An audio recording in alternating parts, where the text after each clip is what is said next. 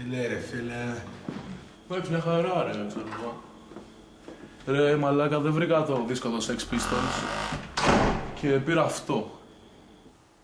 Ξέρω εγώ, να το βάλουμε να ακούσουμε τι είναι ρε.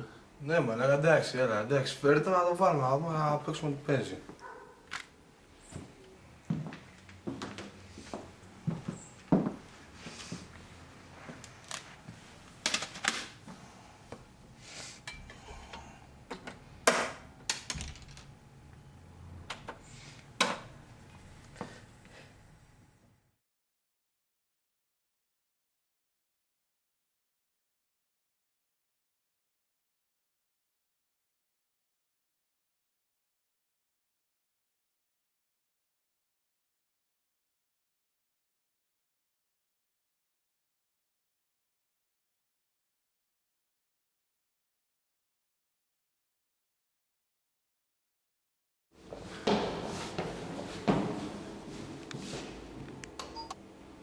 Πού είσαι ρε?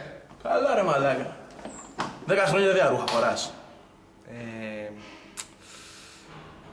Ναι. Καλά μαλάκα, δεν μπορείς να πιστέψεις τι σου έχω φέρει ρε. Μου φέρεις μαλάκα, τι έγινε? Α, καινούργιο συντάκι. Καλά μαλάκα, νιώσε ρε. Ρήμα για χρήμα 2. Έχεις φέρει το CD ρε μαλάκα, αν είναι δώσ' το να το βάλω να παίξει, να το ακούσουμε. Ποιο CD ρε μαλάκα? Το CD ρε μαλάκα, δεν το αγόρασες?